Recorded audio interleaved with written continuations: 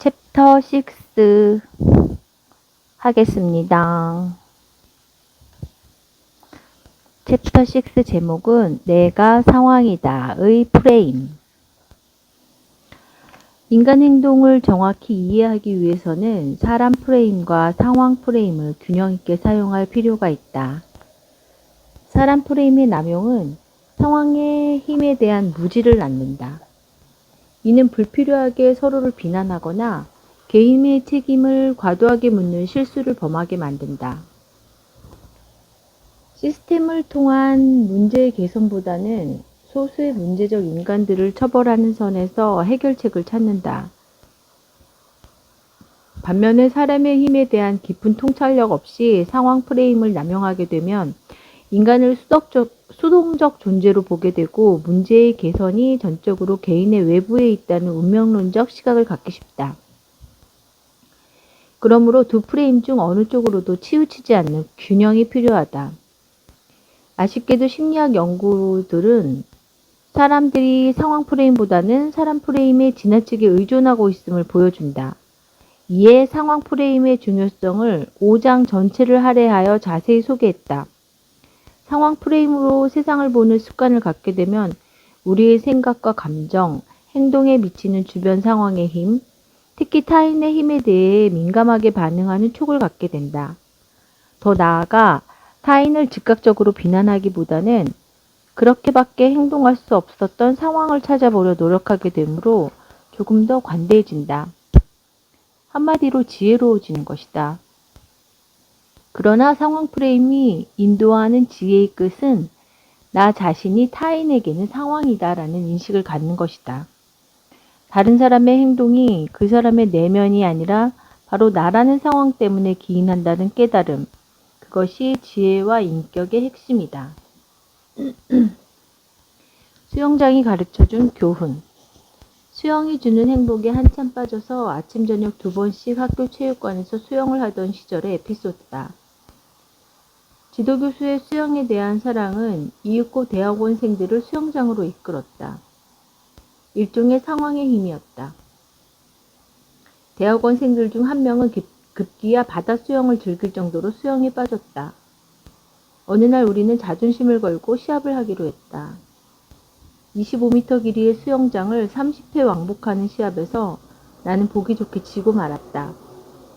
민망하기도 하고 자존심도 상해서 수영하는 내내 네가 신경 쓰여서 오버페이스를 한 것 같다라는 말을 건넸을 때 그 학생이 건넨 말 한마디가 연구자로서의 내 삶과 자연인으로서의 내 삶 모두 크게 바꿔놓았다. 저도 교수님 때문에 힘들었습니다. 시합 내내 나는 옆 레인에서 수영하고 있는 제자의 모습이 눈에 들어와 힘들었다. 팔의 각도가 너무 완만하진 않은지, 물방울이 너무 많이 튀진 않는지 등 평소라면 하지 않았을 법한 불필요한 신경을 쓰느라 결과적으로 오버페이스를 해서 지고 말았다. 그런데 그 학생도 바로 그 이유 때문에 힘들었다고 말했다. 그 학생도 자신의 옆 레인에서 수영하고 있는 나 때문에 신경이 많이 쓰였던 것이다. 더욱이 나는 그의 지도교수가 아닌가. 나에게 그 학생이 상황이었던 것처럼 그 학생에게는 내가 상황이었었던 셈이다. 나는 내게 영향을 주고 있는 상황만 인식하고 있었을 뿐 내가 그 학생에게 상황으로 작동하고 있다는 사실을 전혀 인식하지 못했다. 그날의 깨달음 이후 1년의 연구들로 이어졌다. 덕분에 즐거웠습니다. 제 덕분에 즐거우셨죠? 지금은 미국 일리노이 대학교에서 재직하고 있는 구민경 교수가 지도학생이었을 때다. 우리는 사람들이 상대방이 자신에게 미치는 영향력보다 자신이 상대방에게 미치는 영향력을 더 약하게 평가할 것이라는 가설을 검증해 보기로 했다. 수영장 경험을 실험실로 옮긴 셈이다. 이를 위해 우리는 실험 참여자들에게 친한 친구 한 명을 떠올리게 했다. 그리고 그 친구가 자신의 취미, 선호, 가치관, 인생 전반에 미치는 영향력을 평가하게 했다. 동시에 자신이 그 친구의 취미, 선호, 가치관, 인생 전반에 미치는 영향력을 평가하게 했다. 결과는 우리가 예상했던 것보다 훨씬 흥미로웠다. 눈에 쉽게 보이는 속성들, 예를 들면 선호, 무슨 음악을 좋아하고 무슨 영화를 좋아하는지에 대한 영향력에서는 친구가 자신에게 미치는 영향력과 자신이 친구에게 미치는 영향력을 동일하게 평가하였다. 친구에게 영향을 받아 내가 새롭게 좋아하게 된 음악이나 영화가 눈에 쉽게 띄듯이 나한테 영향을 받아 친구가 새롭게 즐기게 된 음악이나 영화도 내 눈에 쉽게 띄기 때문이다. 그러나 가치관처럼 눈에 보이지 않는 영역에 이르르자 결과는 전혀 다르게 나타났다. 우리의 가설대로 친구가 자신의 가치관이나 인생관에 미치는 영향력은 대단하지만 자신이 친구의 인생관이나 가치관에 미치는 영향력은 크지 않다고 지각하는 것으로 나타났다. 친구 때문에 나의 내면에 일어나는 변화들은 그것이 아무리 은밀하고 사적일지라도 나는 잘 알고 있다. 그러나 나는 친구의 내면을 들여다볼 수 없기 때문에 나 때문에 일어나는 친구 내면의 변화를 알 수 없다. 따라서 우리는 우리에게 영향력을 행사하고 있는 친구의 힘은 인식하면서도 우리가 친구에게 영향을 주고 있다는 점을 간과하게 되는 것이다. 내 인생에 힘이 되어준 너의 한마디란 말은 있어도 너의 인생에 힘이 되어준 나의 한마디는 없다. 우리가 겸손하기 때문이 아니라 나의 영향력은 좀처럼 보이지 않기 때문이다. 여행길에 처음 만난 사람과 헤어지면서 덕분에 즐거웠습니다. 라고 말하는 건 흔해도 제 덕분에 즐거우셨죠? 라고 묻진 않는다. 건방지게 보일까봐 두려워서가 아니라 미처 그 생각을 못하는 것이다. 마찬가지로 국어라는 사람을 그냥 지나치는 사람을 보고 저렇게 살지 말아야지 라고 생각하지만 그렇게 지나치는 나를 보고 누군가 저렇게 살지 말아야지 라는 교훈을 얻었으리라고 생각하지 못한다. 임산부에게 자리를 양보하는 누군가를 보고 세상은 아직도 따뜻해 라고 생각하면서도 언젠가 그런 행동을 한 나 때문에 누군가 그런 희망을 가졌으리라고 생각하지 못한다. 이렇듯 우리는 철저하게 자신의 영향력에 눈을 감고 있다. 메르스와 마스크 2015년 대한민국 사회는 메르스 공포에 떨어야 했다. 확진자 186명 중 38명 사망, 세계 최고의 치사율을 남기고 메르스 사태는 첫 확진자 발생 후 214일 만에 공식 종료되었다. 그 사이 우리 사회는 약 5달 동안 심각한 공포와 불안에 시달려야 했다. 이 와중에 어떤 이기적인 사건이 반복적으로 일어났다. 바로 격리명령을 받은 사람들의 주거지 무단 이탈 사건이었다.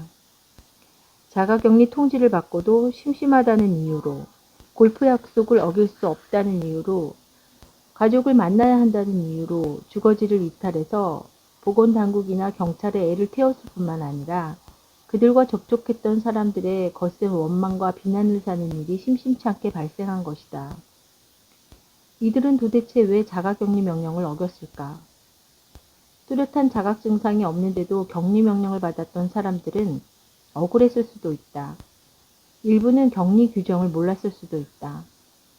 그러나 저자는 다른 한 가지 가능성을 머릿속에서 떨쳐버릴 수가 없다. 어쩌면 이들은 자신이 타인에게 병을 옮길 수 있다는 가능성 자체를 낮게 평가했던 것이다. 타인으로부터 내가 병을 옮을 수는 있어도 내가 타인에게 병을 옮길 것이라는 생각은 못한 셈이다. 앞에서 설명한 내가 상황이다 라는 프레임의 결여에 따라 타인에게 미치는 자신의 영향력을 과소평가하는 경향이 발현된 것이라고 볼 수 있다.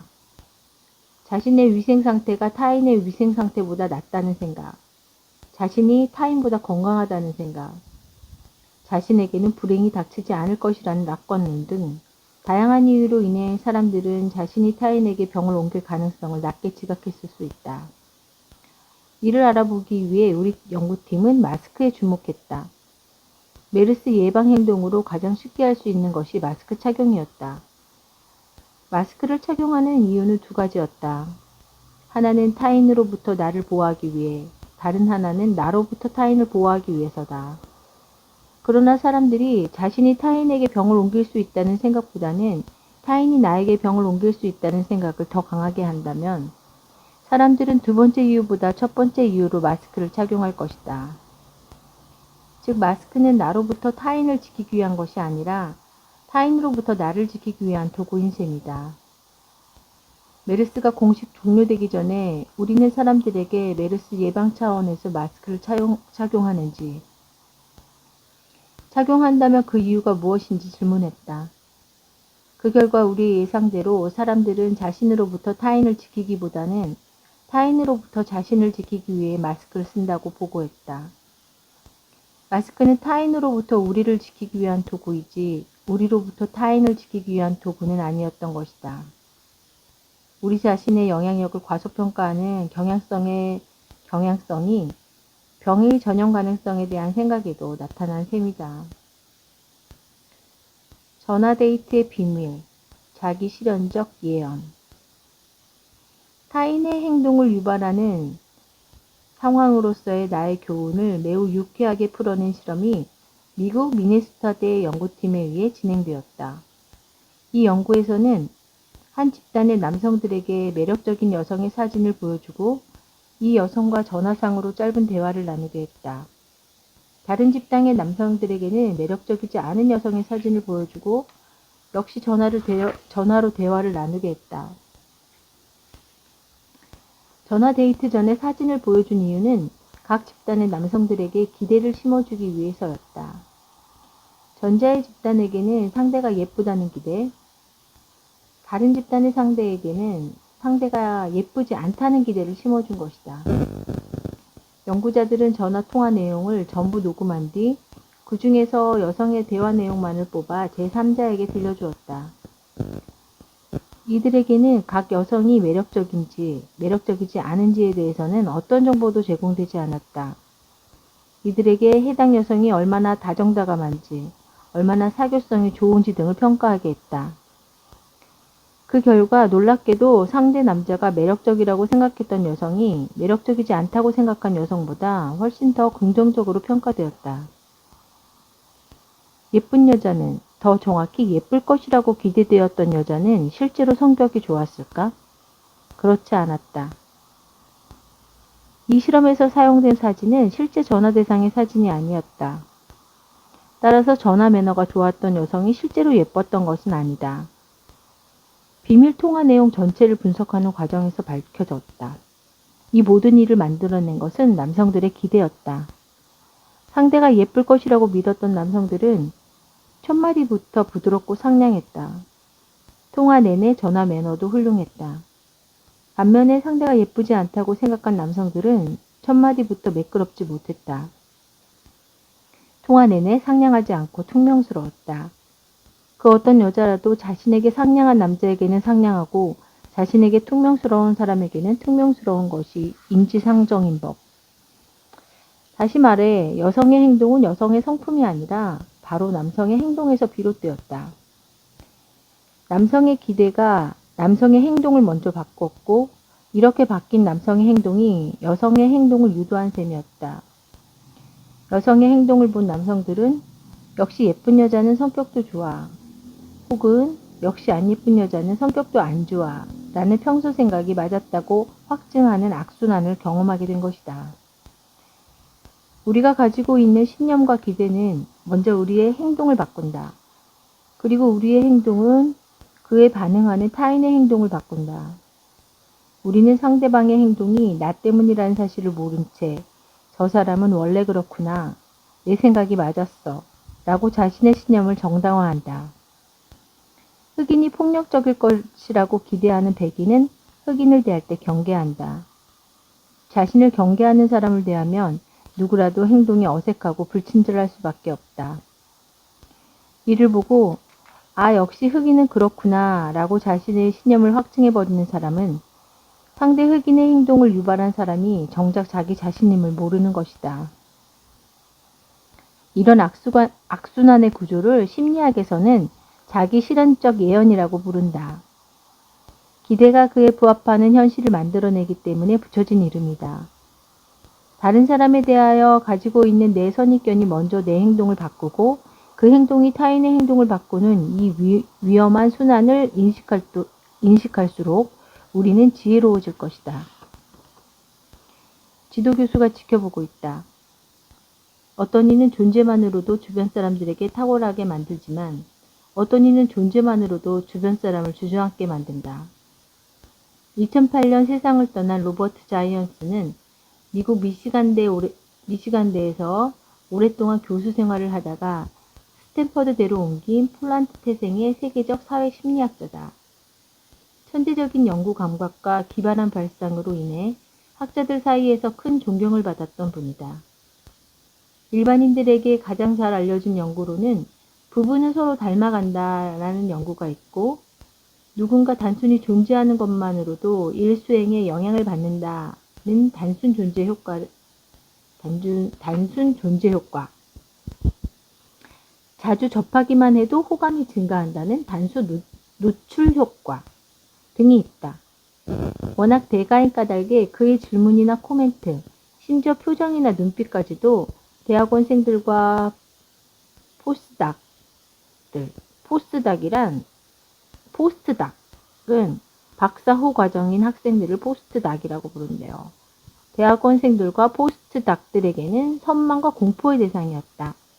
당시 그 학과에서 포스트닥을 밟고 있었던 한 젊은 연구자가 절묘한 실험을 통해 존재만으로도 사람들에게 영향을 준다는 것이 무엇인지 로버트 자이언스 교수를 통해 증명했다.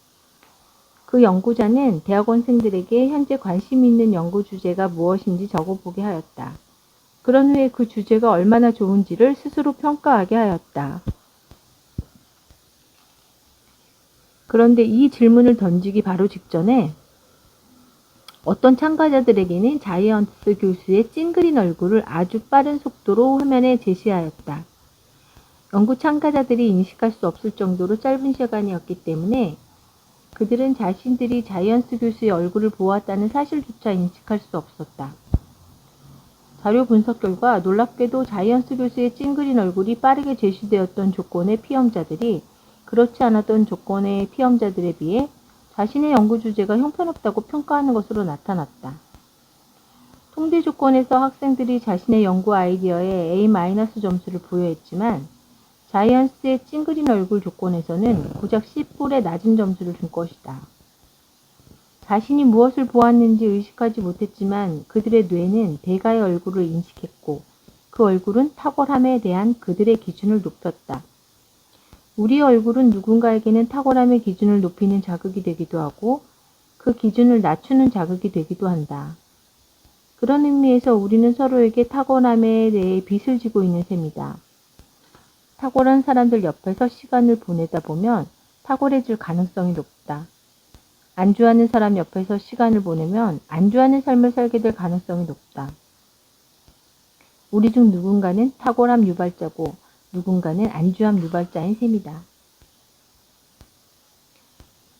내가 친구의 행복을 결정한다. 사람 프레임과 상황 프레임 사이에 적절한 균형이 필요한 가장 중요한 영역이 행복이다. 행복에 관한 사람 프레임에 따르면 행복은 철저하게 개인의 몫이다. 그것이 처음부터 가지고 태어난 유전적 기질이든 부단한 내면 수양과 철저한 생활 습관이든 간에 개인의 행복을 결정하는 요인은 개인적인 것이라고 본다.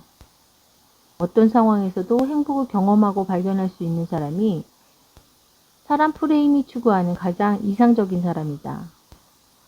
신약 성서에 나오는 사도 바울의 경지가 그 좋은 예이다.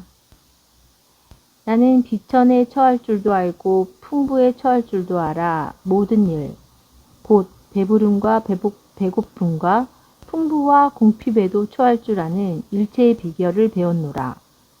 빌립보서 4장 12절 말씀. 사도 바울이 일체의 비결을 배웠노라고 쓴 표현을 영어 성경에서는 다음과 같이 표현하고 있다. I have learned the secret of being content in any and every situation. 나 이렇게 갑자기 읽어도 잘했지? 크크. 사람 프레임으로 행복에 접근할 때는 어떠한 상황에도 만족할 수 있는 마음의 비밀만큼 중요한 자질은 없다.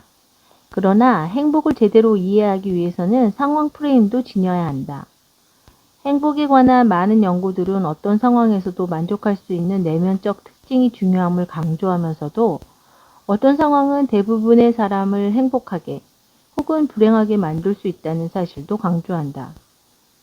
미국 소설가 폴 오스터의 표현처럼 영혼을 더럽히는 궁핍은 누구라도 불행하게 만들 수 있다.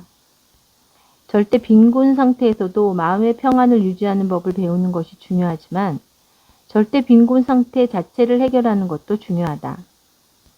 만성적인 통증에 시달리는 사람들, 실직한 사람들, 사랑하는 사람을 잃은 사람들은 상당 기간 불행에 시달린다.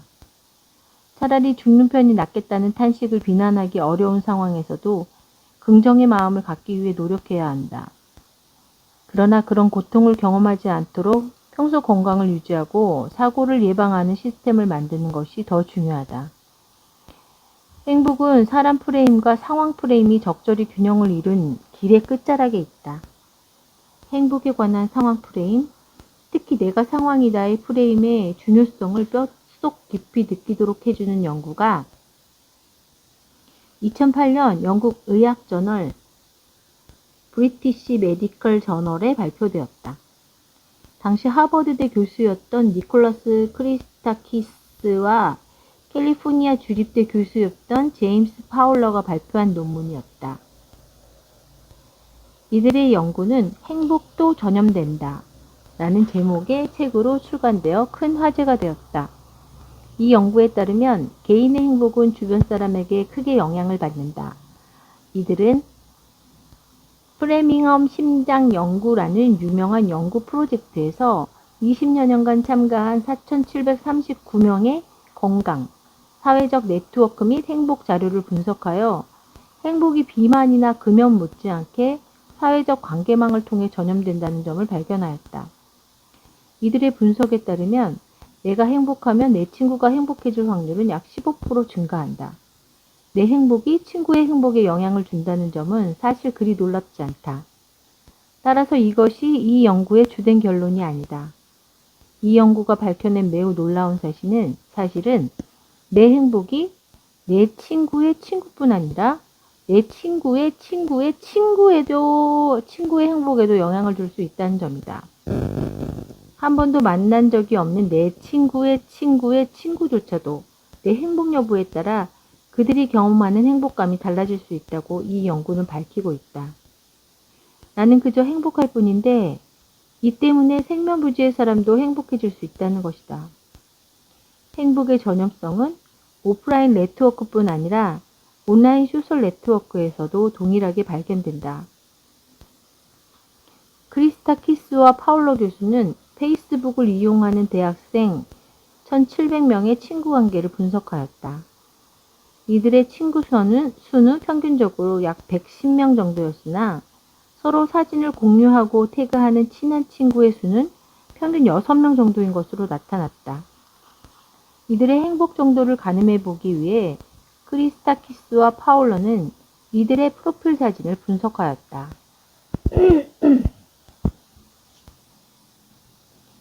심리학 연구에 따르면 사진 속 얼굴의 웃음은 그 사람의 행복의 정도를 알려주는 매우 좋은 단서다. 또한 친한 친구들의 프로필 사진을 분석하여 이들이 웃고 있는지 여부도 판단하였다. 일종의 웃는 얼굴 네트워크 분석을 한 셈이다. 그 결과 오프라인 네트워크 분석에서 나왔던 연구 결과와 놀라울 정도로 비슷했다. 우선 웃는 사람에게는 웃는 친구들이 많았다. 마찬가지로 웃지 않는 친구들에게는 웃지 않는 친구들이 많았다. 행복한 사람 주변에는 행복한 사람들이 몰려있고 불행한 사람들 옆에는 불행한 사람들이 많다는 이야기다. 또한 웃는 사람은 웃지 않는 사람에 비해 친한 친구가 한 명 더 많은 것으로 나타났다. 뿐만 아니라 웃는 사람들일수록 친구 관계망에서 중심을 차지하는 것으로 나타났다. 당신이 웃으면 세상이 당신을 향해 웃을 것이다. When you smile, the world smiles with you. 라는 말이 사실임을 보여주는 연구 결과이다. 행복은 개인적 요인들만의 산물이 아니다. 행복은 내가 속한 집단의 산물이기도 하다. 내가 내 친구, 내 친구의 친구, 더 나아가 내 친구의 친구의 친구의 행복에 영향을 준다는 상황 프레임을 장착하게 되면 우리는 서로의 행복에 대하여 도덕적 의무를 지니고 있다는 결론에 이르게 된다. 행복이 개인적 선택인 동시에 사회적 책임 행위라고 인식을 확정하게 되면 행복에 대한 우리의 생각은 결코 이전과 같을 수 없다. 내가 상황이다라는 프레임이 중요한 또 하나의 이유다. 나는 하품한다. 고로 인간이다. 사람들 사이에서 전염성이 강한 것으로 치자면 하품이 지존이다. 하품에는 소위 자발적 하품과 전염성 하품이 있다. 자발적 하품이란 글자 그대로 자연 발생적으로 일어나는 하품이다. 심지어 태아도 엄마 뱃속에서 하품을 한다. 하품을 하고 있는 태아의 사진을 보면 놀란 적이 한 번쯤은 있을 것이다.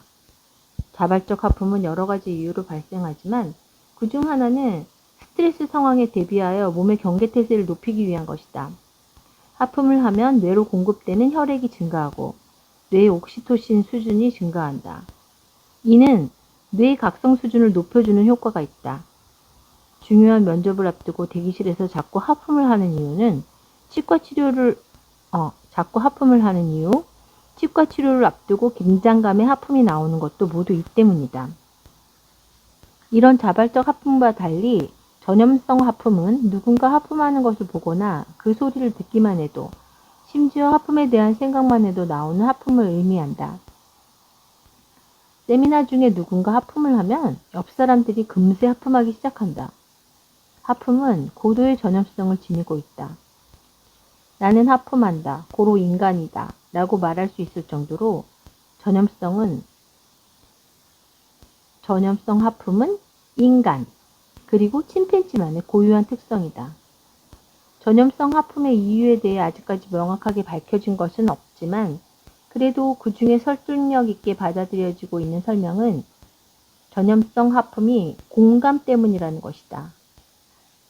이 설명은 4세 이하의 아동에게서는 전염성 하품이 잘 나타나지 않는다는 점, 그리고 자폐증을 앓고 있는 아이에게서는 또래 정상적인 아이들에 비해 전염성 하품이 잘 나타나지 않는다는 연구 결과를 통해 설득력을 얻고 있다.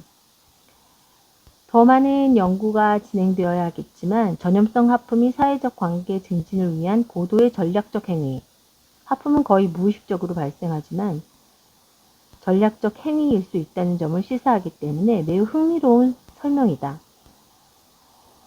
내가 하품을 하는 이유는 내 주변에서 누군가 하품을 했기 때문일 수 있다.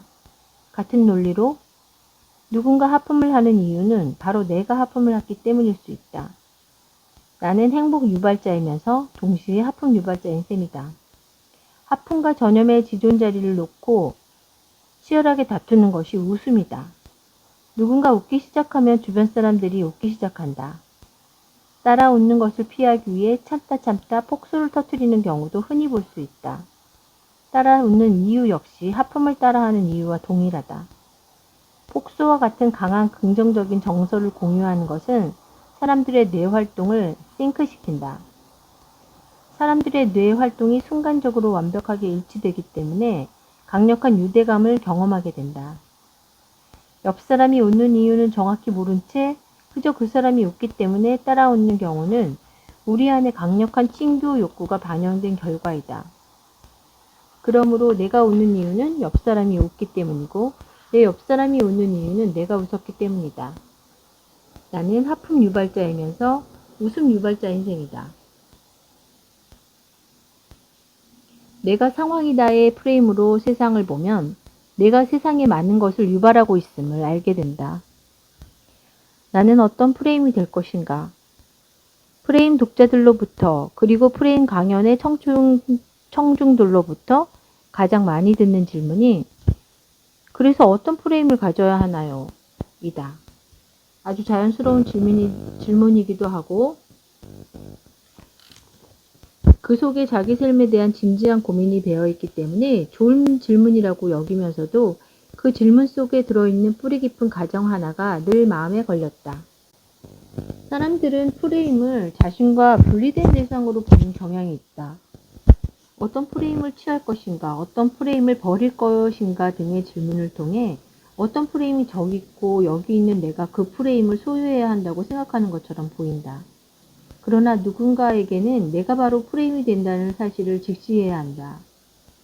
가격대가 서로 다른 ABC의 세 가지 코스 요리가 있는 경우에 가격대가 월등하게 높은 C코스는 손님들에게 잘 선택되지 않는다. 그럼에도 C코스 메뉴는 분명히 자기 역할이 있다. C라는 메뉴가 함께 있는 것만으로도 사람들이 A와 B를 보는 기준과 관점이 바뀐다. 특히 B를 보는 눈을 바꿔서 아주 적당한 가격의 메뉴로 보이게끔 한다.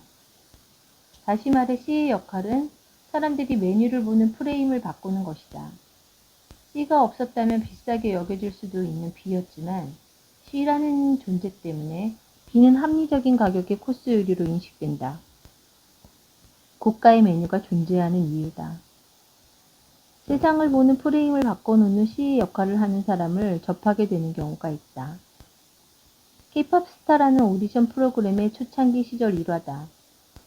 김수환이라는 청년이 도전자로 나왔는데 알고 보니 시각 장애인이었다. 그는 초등학교 때부터 앞이 보이지 않았다. 하지만 가수가 되는 꿈을 포기하지 않았고 앞이 보이지 않는 상황에서도 춤 연습을 게을리하지 않았다고 한다. 3명의 심사자들은 미식적인 표정으로 그에게 춤을 춰보라고 했고 그는 놀라울 정도의 춤 실력을 보여주었다.